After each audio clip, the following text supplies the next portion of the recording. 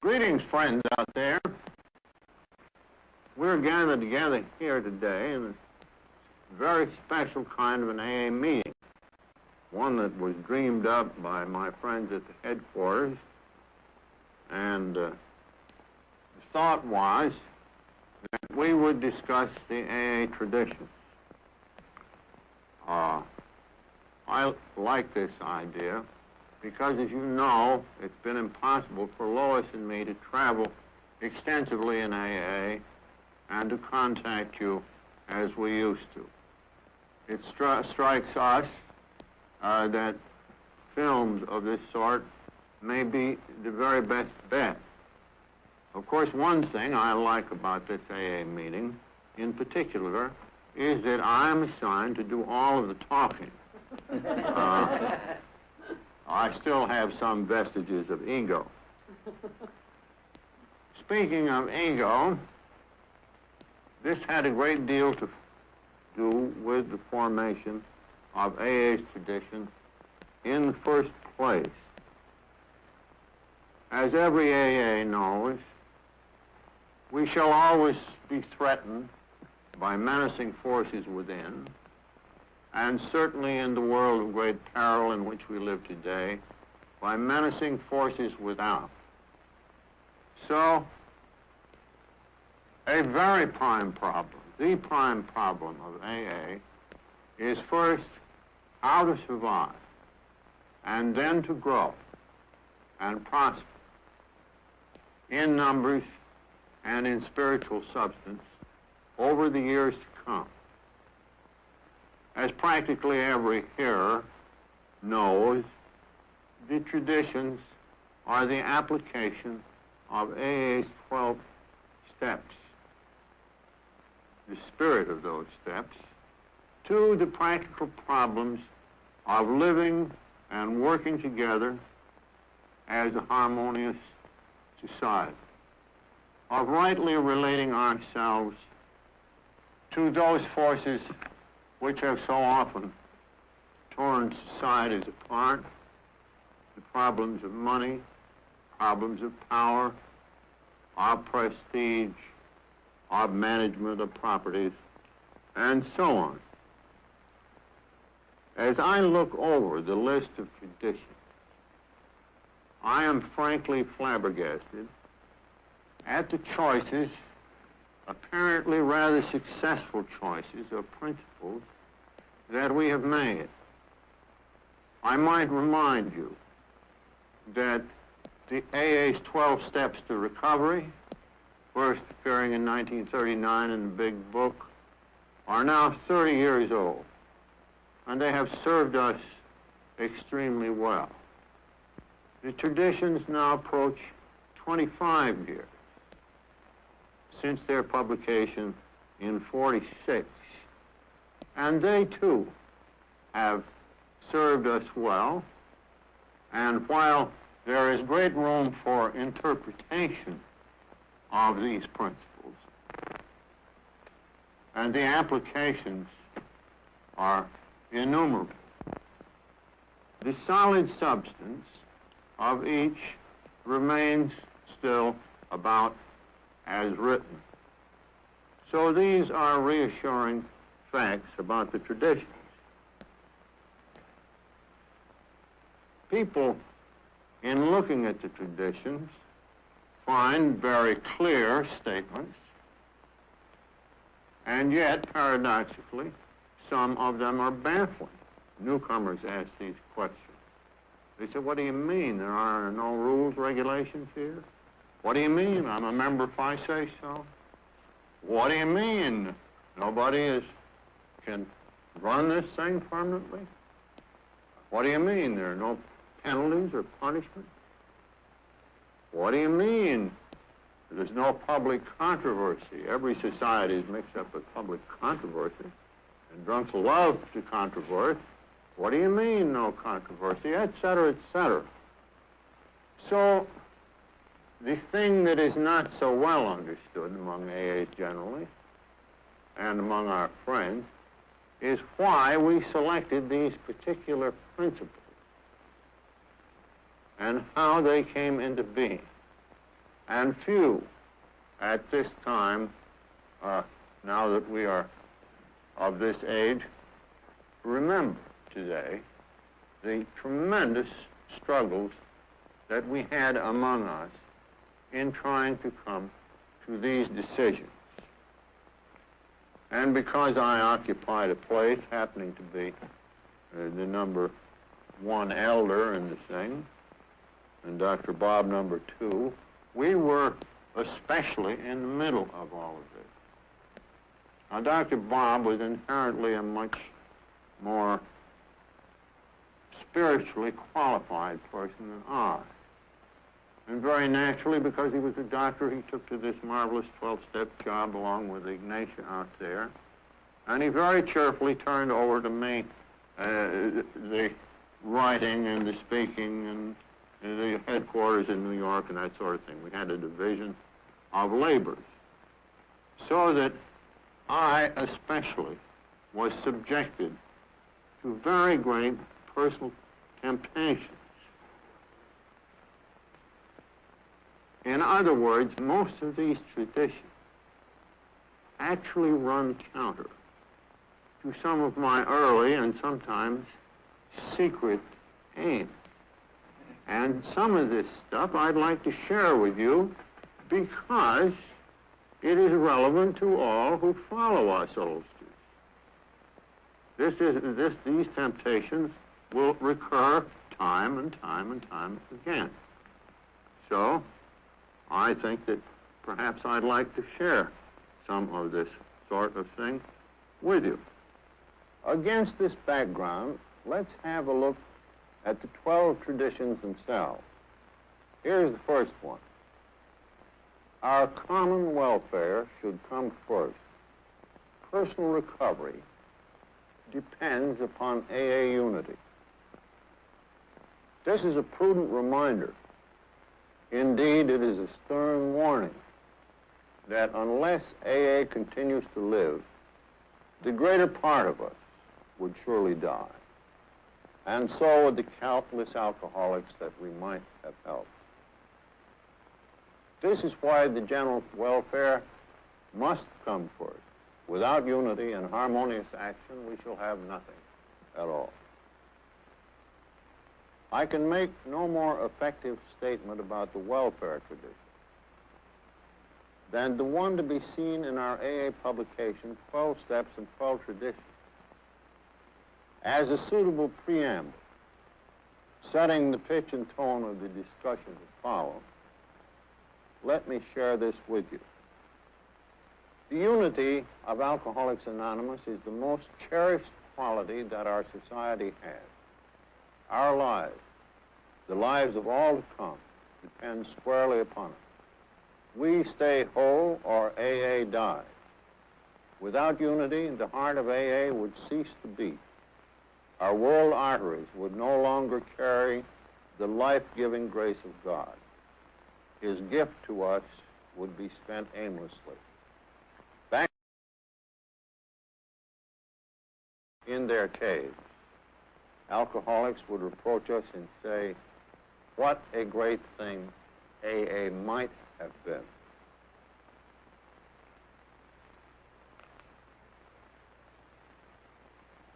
Every AA member knows that he has to conform to the principles of recovery. His life actually depends upon obedience to spiritual principles. If he deviates too far, the penalty is sure and swift. He sickens and finally dies. At first in AA, he goes along because he must. But later on, he discovers a way of life he really wants to live. Moreover, he finds he cannot keep this priceless gift unless he gives it away.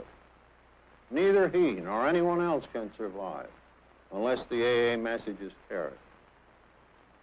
The moment the 12-step work forms a group, another discovery is made that most individuals cannot even recover unless there is a group. Realization dawns on the individual that he is but a small part of the great whole, that no personal sacrifice is too great for preservation of this fellowship. He learns that the clamor of desires and ambitions within him must be silenced whenever these could damage the group. It becomes plain that the group must survive or the individual will not. So it has been with AA. By faith and by work, we have been able to build upon the lessons of an incredible experience. These live today in the 12 traditions of Alcoholics Anonymous, which, God willing, shall sustain us in unity for so long as he may need it. You see, our original function had to do with people who started groups. Naturally, Dr. Bob became, you might say, the parent of the Akron group. I became the parent of the New York group, and there was Clarence in Cleveland, and there was Earl in Chicago, and Cliff at Los Angeles, and all of these people became founders of AA in their several localities, and very naturally, there being no other way, they got a few people sobered up after a long and strenuous tussle. These first people became a team. In the structural sense, you might almost call this a local pope and a hierarchy. And this was the top of the AA pyramid to come. The top was built first. And as the pyramid grew in its base, and more people came in, the old-timers continued to give spiritual instruction. They either had meetings in their homes or tended to making arrangements.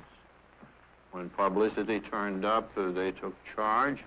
In other words, they were actually managing the affairs of an infant or adolescent family. And this was just as it should be. But there was a change in this situation. When AA got further spread and rapidly spread, first by the Plain Dealer articles in Cleveland, and then by Mr. Rockefeller's dinner, and finally the great smash of the Saturday Post piece of 1941, which brought us 6,000 new members within a year's time. Then you had the same phenomena, excepting that local founders, not all of them being models of stability, couldn't last very long.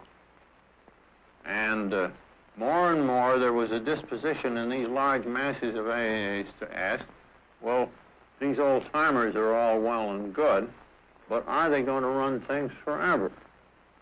And this was a very disconcerting pressure to Dr. Bob and me, and particularly to some of these old-timers. Because we were the first two on the scene, it seems that we had a quality of lasting longer than the others. In fact, I only bowed out just in time here a few years ago, and death took Dr. Bob.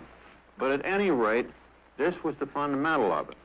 So that you began to develop the group which said, in effect, you old-timers ought to get over on the sideline.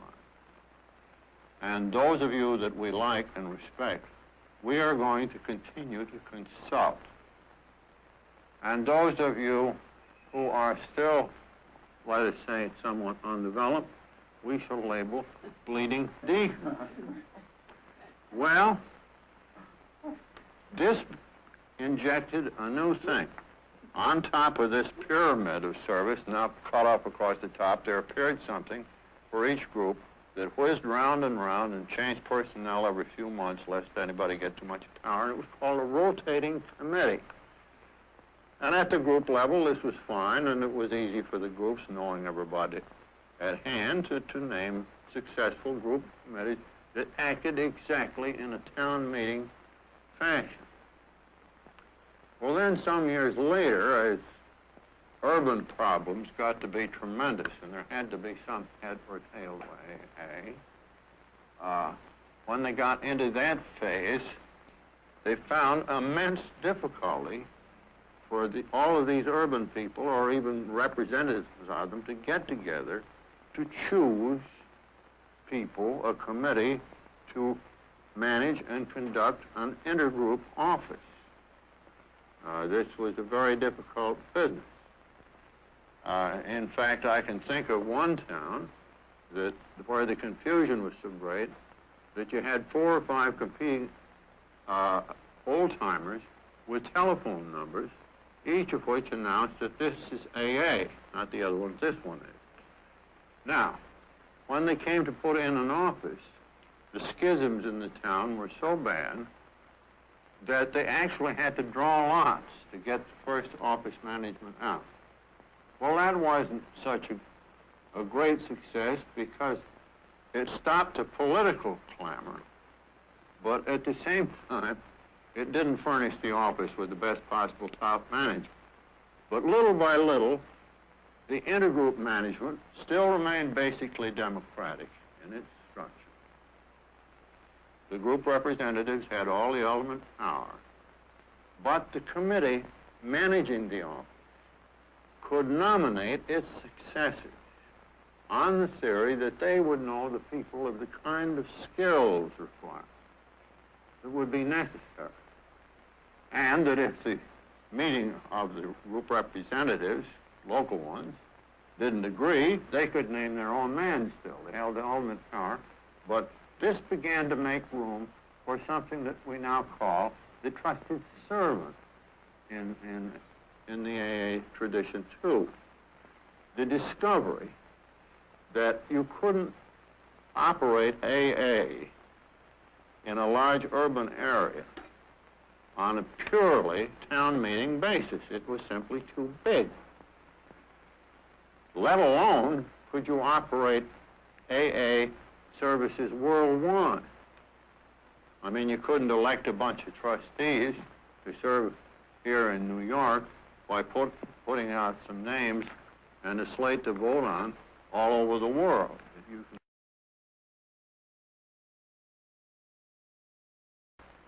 So that after a while, though the ultimate power always continued to remain in the groups, the structure always turned out the same, that servants of the more important services were picked partly by appointment, always subject to check with the group conscience. And in that way, we could get people who were required to do the particular jobs, had the skills, people of excellence for the position. And that's how the structure evolved. Now, parallel to all this, and in fact commencing before it, we had a similar structure for world service down here. That finally evolved, although this took many years to complete it. Many AAs will remember that in 1938 we incorporated something called the Alcoholic Foundation. And among other things, the foundation took up over the book Alcoholics Anonymous, which had been published and financed separately, and therefore it took the trustees, who were composed of non-alcoholics and a few alcoholics, chosen really by Dr. Bob and me.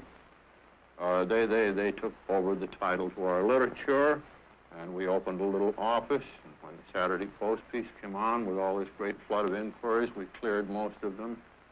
And then we began to get into problems of public relations and all of the things that the World Office does today. And these were all, without exception, chores that could not be performed in many locations. There had to be some had their tail to literature. There had to be some place and somehow of a lot of other services. You could, there had to be some head and tail to public relations. Policies had to be devised and all this sort of thing. Well, for many years, I suppose partly because Bob and I had set it up that way back in '38, before there were any intergroups, this thing refused, at this end, here in New York, refused to evolve. Partly because it was felt that since the groups were having such a hard time to even have a clubhouse without a furor, or to manage their simple affairs, how could we possibly bring traditions to bear on this situation down here? The operation had been very successful. Our friends in a majority on the board, non-alcoholics, as a protection to the vagaries of people like Dr. Bob and me and other alcoholic trustees, well, this was all in the pot. So what would we do? It took from 1945, just after the tradition came out, to 1951 to persuade everybody concerned that as an experiment, a conference of delegates should be called, at least from the United States and Canada, properly weighted according to population in each locality, to come down here and to take a look at these services, which we who had been running them all these years felt had been invaluable to AA and might have been accountable for 1/2 of our growth and a great deal of unity. So this is how the group conscience came into being.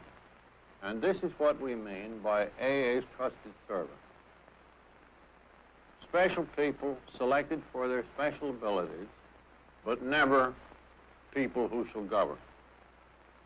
Now we come to Tradition 3, dealing with this very important matter of membership. We alcoholics have been an ostracized people. Sometimes we have been actual prisoners of society. At all times we have been prisoners of ourselves, you might say. So when AA proffers its hand to the alcoholic, what does the alcoholic want? He wants freedom. He wants to belong. So therefore, we have tried to reduce every possible resistance that he might have. He is generally sore at religion. He is sore at medicine. He is sore at society. Perhaps at a distance he has heard that AA is another religious organization and complains that the missions did him in and made him worse.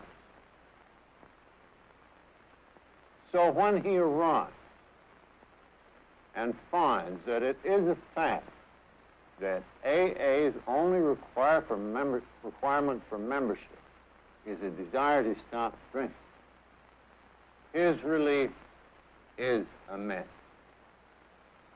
When he is told that there is a spiritual quality about it, but this requires no theology or religious belief in the ordinary sense, that the group can be his higher power, then his release and his freedom knows no bounds, and he plunges into the new stream that comes out into a happier and sober life.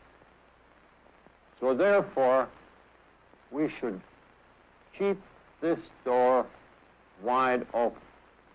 We cannot put any strictures, and we bind ourselves not upon it. We cannot compel the new man to believe anything, to pay anything, to do anything. We actually invite him to disagree with everything we say. And still, if he wishes to stay around, he's an AA if he says so.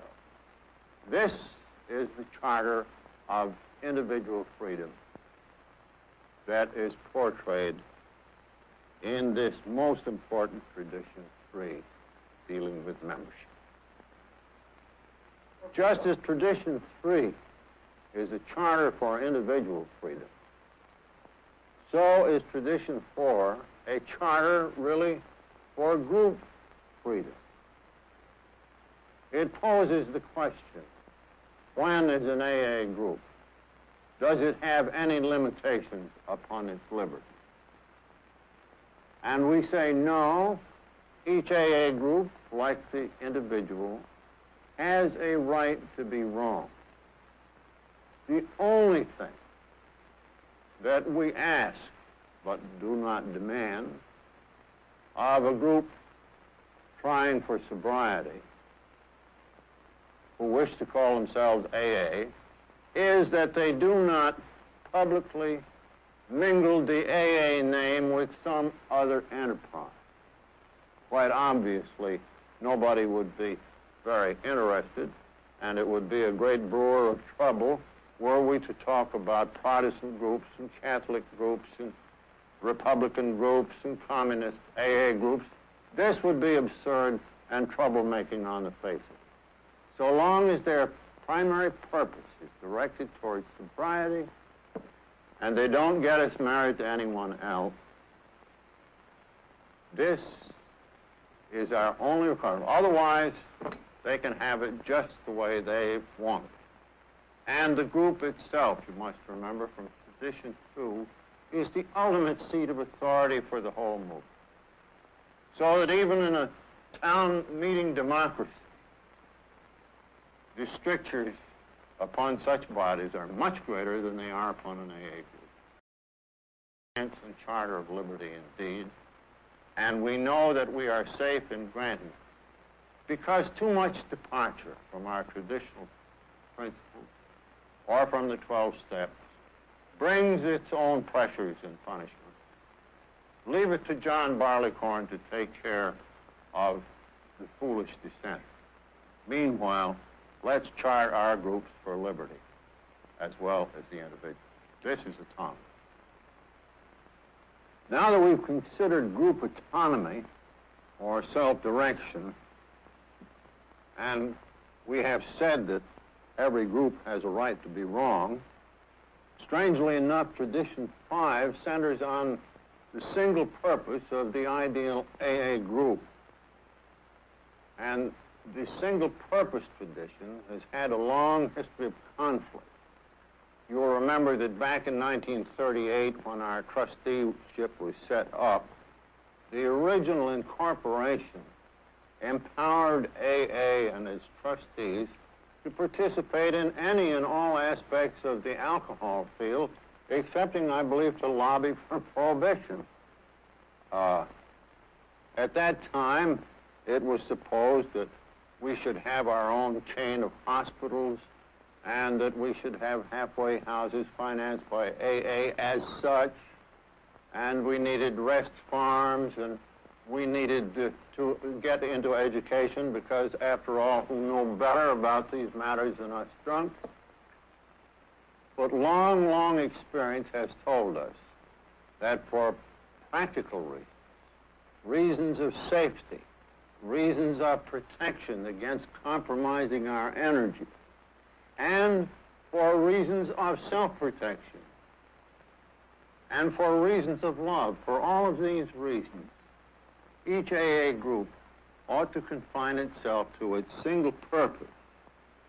To read the tradition, each group has but one primary purpose: to carry its message to the alcoholic who still suffers.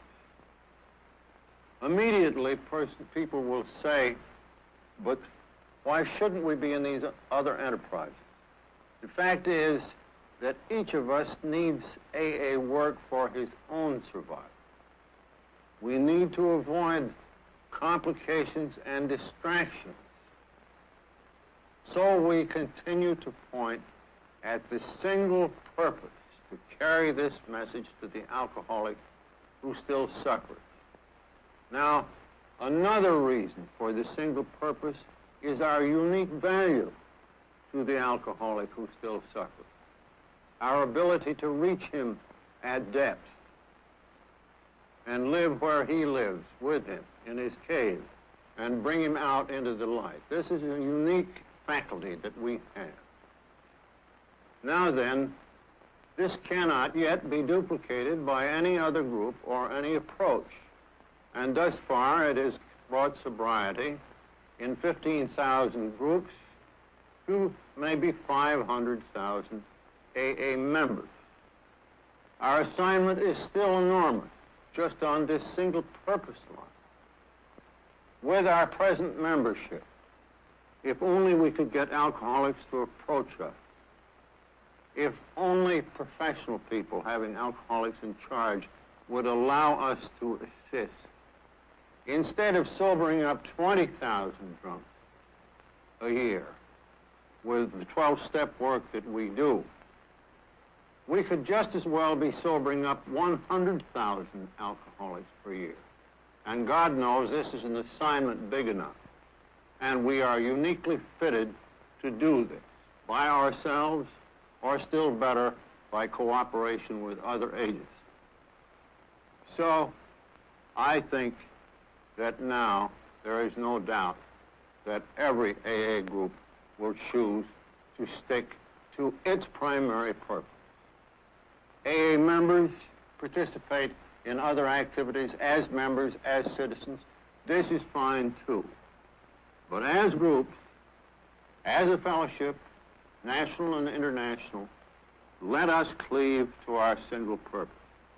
Let that old-fashioned adage, shoemaker, stick to thy last, be our primary direction in this matter hereafter.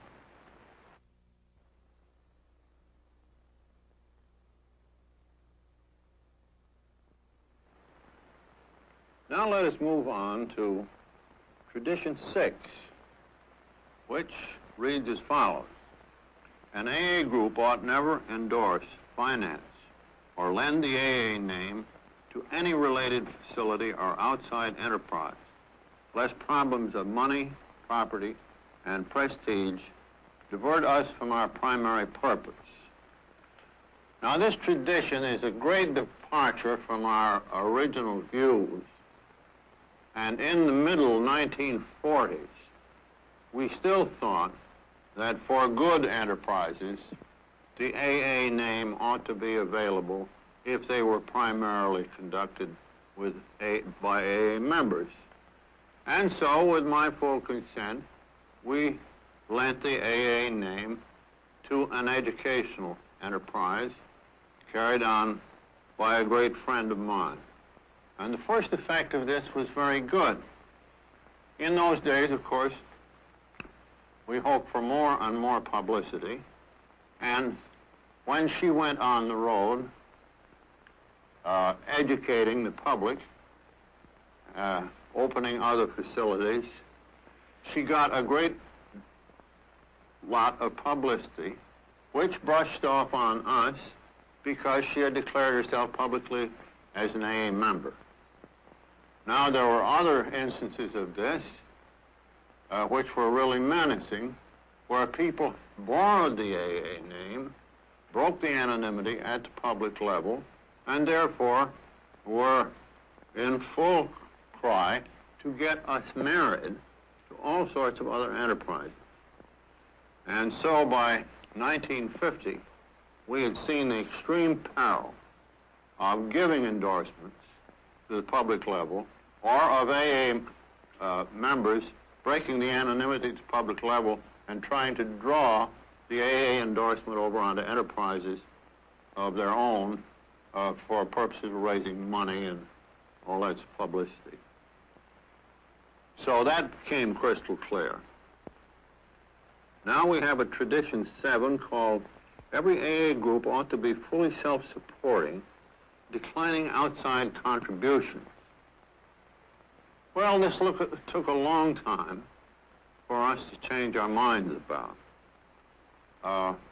When our foundation, now the General Service Board, was first set up, we thought in terms of very large funds and thought ourselves very fortunate in getting some of Mr. John D. Rockefeller's friends to serve on the board, not only because they were deeply interested, but because it seemed an avenue to funds which certainly Mr. Rockefeller would supply. For a while, it looked like he would supply our newly formed foundation funds, especially when in the spring of 1940, 2 years after it started, he suddenly announced that he would like to give a dinner and invite his friends to hear the story of Alcoholics Anonymous. And sure enough, the night came. Nelson Rockefeller represented his father, who turned out to be sick. Harry Emerson Fosdick appeared, and a great many notables in finance and in other activities. And there were in the room at least $1 billion of capital. And we who were still very broke, of course, expected that, we could make even a timid bid for contributions and get a very considerable return. To our utter astonishment, following the meeting, Mr. Rockefeller wrote a letter to all who came and all who were invited and hadn't, said what a remarkable thing this was, how much it represented first century Christianity, and how, in the interest of simplicity and spiritual values, it needed no money. And then he staked out a little exception, saying that a couple of the originators were still needful of a little help, and because of this, he was giving the movement $1,000. So each of the people present were impressed with the idea that no great amount of money was needed. One gave us as little as $10, and I think the highest contribution outside of Mr. Rockefeller was $300. Subsequently, Mr. Rockefeller's friend, Willard Richardson, then on the board, called on Mr. Rockefeller and again raised this question of money. And Mr. Rockefeller said, Dick, money is going to spoil this thing. It ought to stand on its own feet. So we can certainly credit Mr. John D. Rockefeller for a providential wisdom on behalf of AA.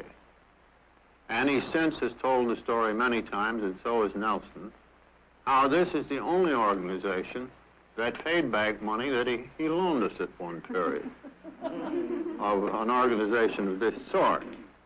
So this is the taproot of our tradition of every AA group should be self-supporting, declining outside contribution. We have made a rather stringent rule or custom about contributions from individuals inside AA. Our rich people in AA are very numerous. A lot of them would be disposed to send General Headquarters a lot of money. But they and the rest of us feel that we should not pass off our financial responsibility onto people less fortunate. We should share the financial responsibility, and we should not accept gifts large enough so that they would tend to buy favor for trusteeships and whatnot. So the utmost that any individual can give AA today, that is any AA member, is $200 a year. All other contributions come from the groups themselves, and we have declined large sums of money from the outside, and it is my prayer that we shall always do so.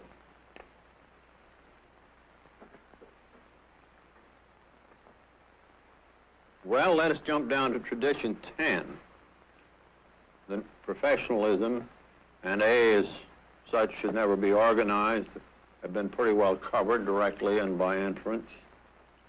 But here we come to tradition 10, which says that Alcoholics Anonymous has no opinion on outside issues. Hence, the AA name ought never be drawn into public controversy.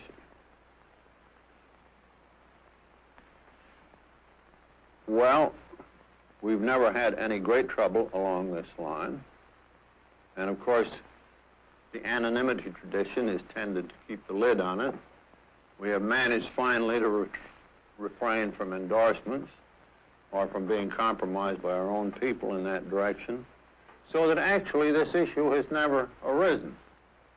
And in this sense, we are very unique among societies and nations, that we're in a position of absolute neutrality as far as world and the problems of our community are concerned. As a society, as individuals, We take all sorts of positions on these things, but as a society, we express no opinions on these issues, and therefore we don't get into arguments. And that would, of course, be a potent source of tremendous trouble if we ever got into such arguments. And we have had, historically, a situation that was drawn to our attention, I think, by Milton Maxwell, a good AA friend, a professor and sociologist, who once wrote up a series of pieces on the so-called Washingtonian movement. This flourished in the 1840s, and it was a society composed of alcoholics trying to help each other personally, encouraging the taking of pledges, and they had the benefit of the identification and some of the other attributes of AA. And I think they signed up in the first 2 or 3 years of their existence as many people as we now have in AA as recovered active members. Something like 500,000. Well, this was very sensational. The Prohibition movement was getting under big head of steam at the time, and there were lots of other public issues. The Civil War was ahead. Slavery was an issue. This was an issue. That was an issue. It was not long before the Washingtonians had great torchlight processions, notably in New York and Baltimore. They filled Faneuil Hall, and this was truly a great sensation of the time and extremely newsworthy. There was great pressure upon Washingtonians to speak. Some turned out to be very good speakers. I believe some of them were paid speakers. But the speakers in the South were apt to get into other matters than drinking. And so were they in the North. For example, the Southern speakers didn't like the abolition idea, and the Northern speakers did. So they managed to hook the poor Washingtonians into that tremendous controversy before the war. Likewise, they got the Washingtonian name into all sorts of enterprises. They were on both sides of the wet-dry controversy and so on. And then the process of disintegration started, probably because, in part, their spiritual force generated by signing of pledges and getting together wasn't so great as ours. But very largely it was a disintegration because they had done things that were very natural to do, but which had turned out to be so utterly destructive.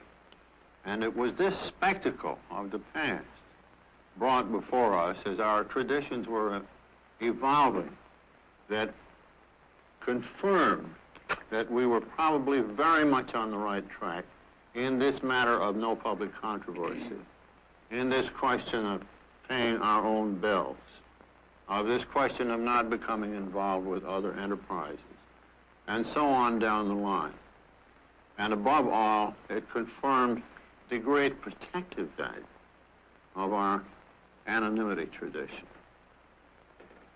Now we come to tradition 11, a highly important one. Our public relations policy is based on attraction rather than promotion. We need always maintain personal anonymity at the level of press, radio, and films. I might remark right here that this film, by the way, is for the benefit of AAs and is not for public release. We had no public relations policy, accepting the fear of public relations, for the first 2 or 3 or 4 years of AA. Our societies, particularly in the West, our groups, of which there were only 2 or 3, were almost secret societies. In those days, if you'd posed the question of attraction versus promotion, The idea of attraction would be to sit on the front porch and wait for some drunks to come along asking for help. For example, there was severe condemnation of the people in the Philadelphia group who had gone to Curtis Bach, the owner of the Saturday Post, and had asked him, would he be interested in taking a look at AA? Well, he did take a look and caused Jack Alexander to be assigned to do the famous March 1941 piece. Well, then, of course, the arena was wide open to all comers and contenders. And soon we began to get AAs who were rushing to microphones, using the AA name, breaking anonymity, all for the good of the movement, because even these broken anonymity situations brought in customers. And so therefore, they were doing a good work. I now remember, too, that they thought that very often there should be a dual purpose here. This would be very good. I remember somebody ran down south for public office on what he called the AA ticket. I believe he wanted to become a district attorney. Well, he publicized AA and his good intentions politically besides. And another fellow rushed to the microphone and announced that he was soon going to produce a series of talks on AA, and that these would be sponsored by his employer, the Gulf Insurance Company, etc. And we had a great time finding out where attraction left off and promotion began. Well, right then it started to be evident that this attraction and promotion business represented two poles, and taken at their extremes, the conservative, rabid on the attraction theme, was so conservative that his do-nothing policies would rot us for lack of action.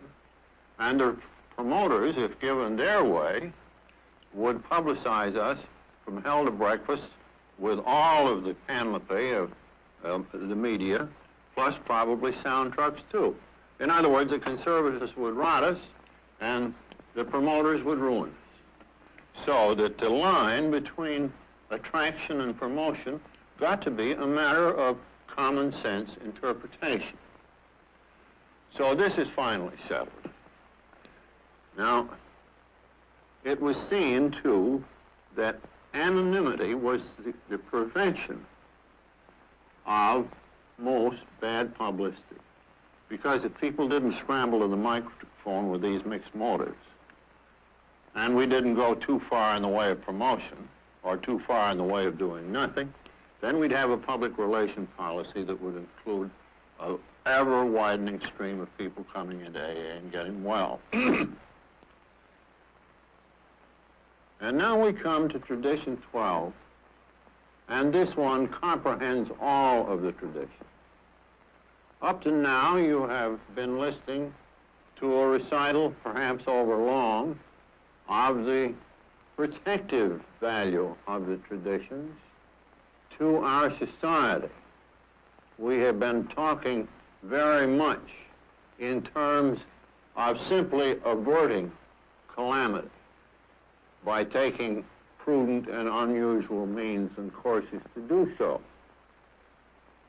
So now the question is posed by the listener, is there no more constructive or spiritual content to our traditions than simply the sum of our fears and anxieties and our efforts to protect ourselves from untoward evils and circumstances? Well, there certainly is.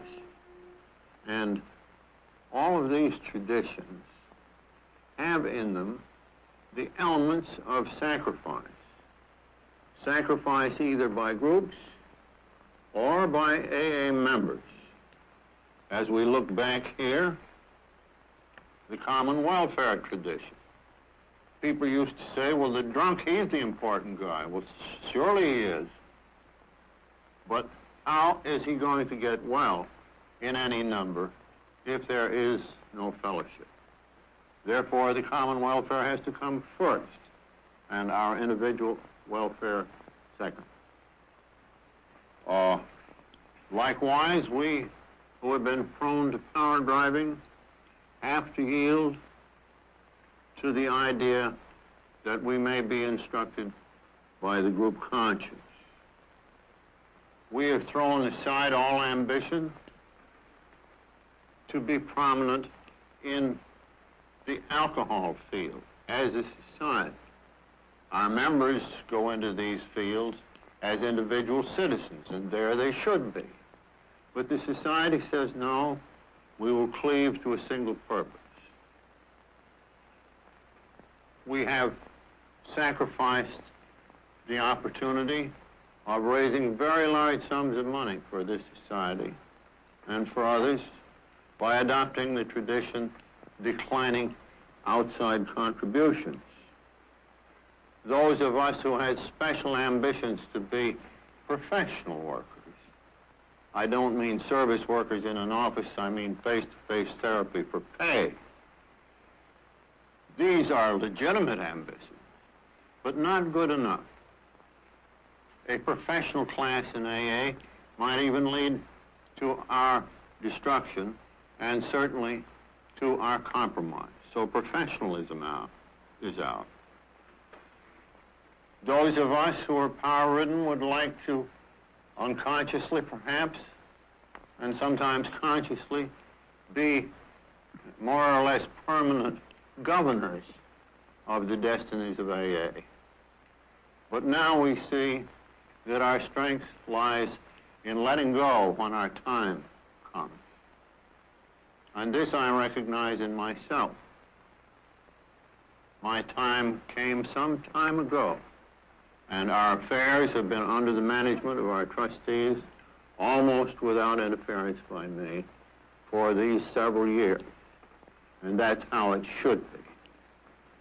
But it represents a giving up, the sacrifice of ambitions, many of which would be legitimate in the world around us, all in the interest not only of their survival, but in the effectiveness and the joyousness of the life that we find in it and cherish so much. In our public relations, we have run contrary to all experience in the modern world. In the world, everything is proceeding upon the merits or demerits of highly publicized figures. Everything was working in terms of friction and controversy. Everything is working in terms of haves and have-nots, of large sums of money being transferred from one class to another. We do not decry these developments. We say that for our particular purpose, they're perilous. And so we think that it would be prudent to leave them alone. So there is a sacrificial quality that we do not conform to our traditions merely because we must to avoid personal calamity. We defer to these traditions because they seem right in principle and because we actually want them for ourselves. That while other courses might be good, for us this would be the best. In our case, the good could be very often the actual enemy of the best. Now then, I'd like to tell you a final anecdote, which is a bit self-serving. I've had a certain amount of reluctance to speak about it. But I would like to draw attention to the fact that Dr. Bob and I began to recognize in the late 1940s that we had a special responsibility to set an example in the matter of the anonymity. That the conformity with anonymity was not merely a compliance with the injunction that we should not have our full names and pictures published throughout the world.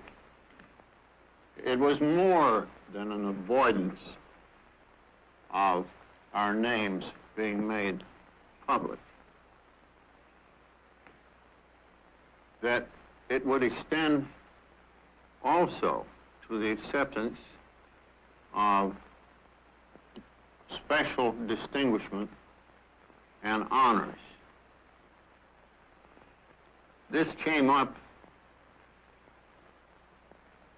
and this sort of conversation between Dr. Bob and I began toward nearly the close of his life. He was fatally afflicted. This is well known. I was back and forth between here and Akron a great deal. He was, however, much up and around much of the time. And on this day, we sat talking, and he said, you know, I want to show you something that moves me very much in a way, and something, of course, which to me, I wouldn't say so to the would-be donors, has a sort of a comical aspect. And anyway, let me get your reaction. So he came and spread out on the floor a blueprint, which was a drawing of a medium-sized mausoleum in which he and Anne could repose when they were over the hill. And Dr. Bob looked at me and told about some of the people coming up and thinking that this sort of thing was needed because this occurred with other celebrated people and so forth. And of course, he had declined. And he turned to me and with that priceless grin of his said, Bill, I think you and I ought to get buried like other folks. Well, this set us thinking, did we have some further obligation to this tradition of anonymity? And up to this point, there had been little nibbles that he'd had some, I'd had some, lesser universities, smaller ones that offered degrees of various kinds, and well, we'd kind of turned those down as a matter of course. But then we began to think, doesn't the tradition extend to this public honor business? Doesn't it extend to the acceptance of no rewards, even posthumous? And then Dr. Baum died, and he and Anne were then buried like other folks. She had been for a time. And pretty soon, a new set of temptations began to develop with me. Time magazine, some years ago, asked for a number of us to come over from the office, and I was included, of course, and they took us upstairs for a long, long lunch. And these people were top figures over there, and they listened to the AA story, and they said, well, now we've given you folks good treatment, and we propose to keep it up, but now we would like, Bill, to have a biographical sketch of you, and we would like to make this a cover page. And let us tell you, before you say no, that if you make it a cover story, if we make this a cover story, it will enormously increase the impact of the piece, a dozen times maybe, over what the same piece without the cover would. And that our circulation is something like 12 millions. Now, we would like to do the story of AA hung on a biographical sketch of you. And I said about the anonymity. Oh, no, well, we're quite aware of that. We'll agree to keep that. You just have your head turned away from the camera. There'd be hardly a side view. That bald spot might show a little, but we'll stay within the rules and regulations. Well, I must confess that this proposal was a puzzler. I can honestly say that I didn't feel especially or personally tempted by the lure of a flesh and blood biographical account of myself. It didn't seem right that I should cooperate in such an effort. As for the anonymity, yes, they'd keep that, but then I began to wonder what the effect would be on the future. If I began giving sketches of this sort of myself to public media, even with my head turned, once Papa was out of the way and gone west, wouldn't other people say, well, the old man almost did it, so I'll give him my biography and full face on from here out. In other words, it would open the door subtly to power-driving people of the future, people just like me. Now, this was very hard to decline because declinations meant the death of some, and it meant the prolonged illness of others. The impact of this thing could have been enormous and brought in great numbers of people. So the saying no was something to keep awake nights about, and I did. I hope and believed that this was the right decision for AA's future. But again, for a long time, the specters of the people who died and those who might have recovered earlier has continued to haunt me.